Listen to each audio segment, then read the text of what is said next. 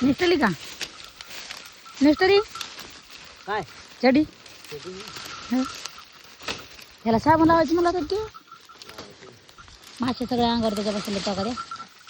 माशाने जनावर लय सुधरत नाही बरं का मला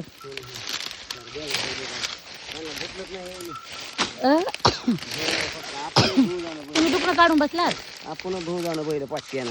हां